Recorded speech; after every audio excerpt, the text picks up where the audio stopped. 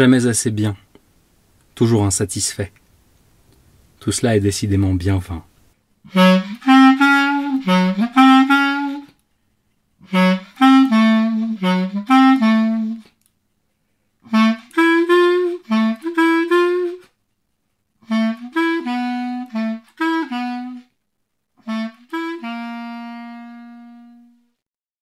La revue Rue Saint-Ambroise et l'association Rue du Conservatoire vous proposent Fleurs de rhétorique de Livia Léry.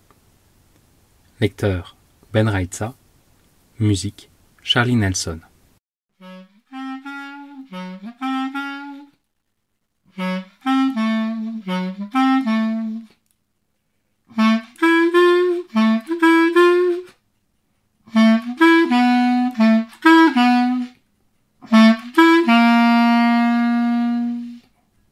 Il fait bon en cette fin juin. 23 degrés. Une température idéale. Entre la station de métro Cluny et le 17 rue de la Sorbonne, le soleil caresse gentiment le macadam et lui se sent aussi léger que les flâneurs d'après-midi. Étudiants presque libérés des sessions d'examen, jeunes filles en robe légère, touristes à appareil photo. Costume de lin beige sur chemise de soie prune, façon dandy. Il aime se vêtir crânement, à la manière des auteurs décadents qu'il adule. Surtout, ne pas ressembler à ces universitaires étriqués qu'il croise tous les jours dans les couloirs de la Sorbonne, pull jacquard sans manches et sandalettes, barbe de syndicaliste. Son jury de thèse ne manquera pas de présenter quelques beaux spécimens de l'espèce académique. Et lui a bien le temps de devenir vieux. Il se dirige vers l'université et la fin de son existence d'éternel doctorant un tantinet décalé. Presque 10 ans qu'il l'a entamé, cette thèse fleuve sur les enjeux stylistiques de l'épanorthose dans l'œuvre romanesque de Huysmans. Des années de fougue d'abord, puis vinrent les atermoiements, les tergiversations et cette envie récurrente et tyrannique de tout planter là, ascèse de la réflexion pure, demande de bourse, candidature, colloques internationaux, étudiants captifs et les éternels coupages de cheveux en 4. Pourquoi s'être engagé sur ce chemin si escarpé? Pourquoi ce perfectionnisme pathologique qui lui cloue les doigts sur le clavier lorsqu'il s'attelle à son ordinateur? Jamais assez bien, toujours insatisfait, tout cela est décidément bien vain. Mais à chaque accès fiévreux de cette maladie du doute, sa compagne, ses amis, ses parents, son directeur de thèse, l'ont porté à bout de bras et invariablement remis en selle. Si proche du but, tant d'années de travail et tu comptes tout abandonner? Ce n'est plus le moment de faire machine arrière. Sois raisonnable. Vraiment, je ne te comprends pas. Tu as tout ce qu'il faut pour réussir, mon chéri. Tout le monde te le dit. Au cœur des donneurs de leçons, s'est même joint le directeur de l'école doctorale, admirateur fervent de la virtuosité de ses recherches et du brio de son éloquence. Accrochez-vous, mon petit Alain, vous tenez là un sujet magnifique. Vous êtes déjà reconnu dans le domaine, vous faites partie des spécialistes de la question, pas de doute là-dessus. Ne sous-estimez pas la valeur de votre travail. D'ailleurs, cela fait bien longtemps que vous devriez être docteur, et vous l'êtes déjà dans notre esprit. À 32 ans, il est bien temps d'entrer dans le métier. Au travail, mon cher, il faut désormais conclure. Il ne reste plus qu'à obtenir le sésame ouvre-toi, et ce serait dommage de vous en priver.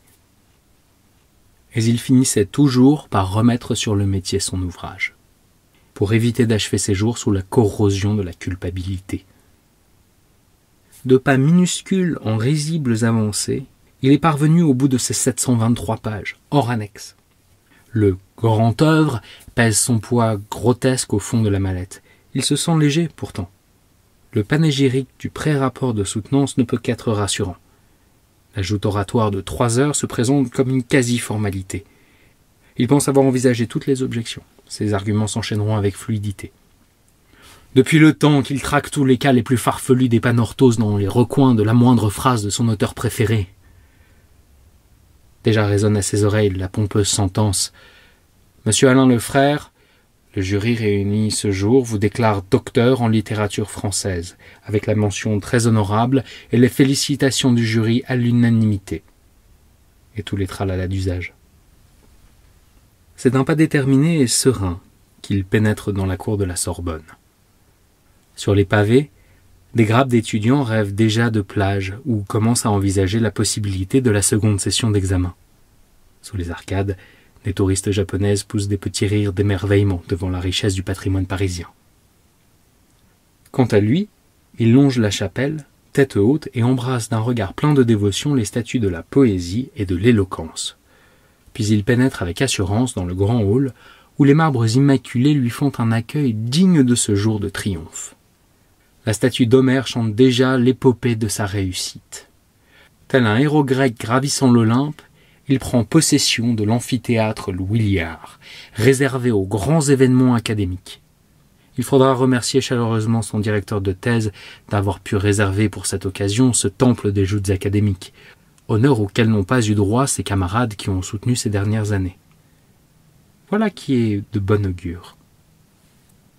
Posté à l'entrée de la salle, il prend une ample inspiration, lève la tête vers le plafond peint par Schomer et jette un regard complice à son compagnon de fortune, ce candidat qui se présente devant les déesses hautaines, la vérité, la philosophie, la science et l'histoire, comme pour lui dire avec un clin d'œil que c'est dans la poche.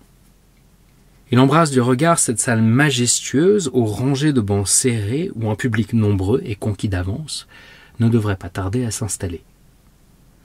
Depuis les médaillons sculptés sur les murs, les aînés, Pascal, Racine et Descartes, braquent sur lui leur regard sévère. Ils ne lui pardonneraient pas la moindre ambiguïté dans l'argumentation. Face à la table interminable où s'installera le jury, constitué des plus éminents spécialistes du sujet, 7 membres, dont un Québécois et un rapporteur membre de l'Institut universitaire de France, s'il vous plaît, le bureau destiné au candidat, qui lui semble aussi ridiculement petit qu'une table d'écolier. Mais il ne se laissera pas impressionner. Il se poste derrière le bureau, reprend une large respiration. En déposant les lourds volumes de cette somme qu'il a mis si longtemps à produire, il s'appuie de ses poings fermés sur le bureau, dans une posture conquérante qu'il maintient une longue minute. C'est là qu'il sent un rayon de soleil qui vient effleurer sa main. Il la retourne, baigne son poignet dans le faisceau ensoleillé. C'est chaud. C'est doux, caressant. Une sensation tactile qu'il avait oubliée, comme d'un être cher que l'on n'aurait pas enlacé depuis longtemps. Il reste un long moment à s'enduire les mains de lumière et de chaleur. Il joue avec le rayon, lentement, longuement. Il est complètement absorbé dans cette activité, comme un gamin qui saute à cloche-pied au-dessus des dallages et cherche à éviter les lignes de démarcation. Et il finit par se dire que peut-être, en fin de compte, la vraie vie se blottit là, non dans ces liasses dactylographiées, mais dans la délicatesse de ce rayon au creux de la tendreté de juin. Une petite voix a tenté de le lui murmurer à maintes reprises ces dernières années, mais il n'a pas voulu l'entendre. Il l'a fait taire d'autorité, cette voix limpide, pour n'écouter que celle, plus gutturale, de la raison. La voilà qui se remet à chuchoter gentiment à ses oreilles. Alors, il saisit le rayon, devenu palpable, comme un fil qui le relie à l'extérieur, à l'air, au ciel, à l'univers hors les murs gris qui balafrent l'horizon. Il embobine ce fil autour de sa main, un tour, 2 tours, puis d'autres encore. Il se sent irrésistiblement attiré vers cette haute fenêtre aux boiseries sombres et anciennes qu'il ouvre avec une étonnante facilité. Saute à pieds joints sur les marches marmoréennes de la chapelle. Il respire à nouveau. Il sent le soleil qui lui caresse le visage et l'invite à explorer plus loin encore. « Mais Alain, qu'est-ce que tu fais ? Ta soutenance va commencer ?» Un jeune collègue, engoncé dans ses recherches qui n'aboutissent pas, celui-là fait décidément partie de la vie d'avant. Suivre le fil sans plus se retourner. Emprunter la sente qui remonte de la rue des Écoles à la place de la Sorbonne, borde les charmilles des cafés aux étudiantes qui fleurissent dans leurs robes, aux décolletés bourgeonnants, aux jeunes éclats de voix qui sont des chants d'oiseaux. Remonter le fleuve du boulevard Saint-Michel. Un vent facétieux chatouille la cime des hêtres et des orangers qui prennent tranquillement le soleil dans le jardin du Luxembourg.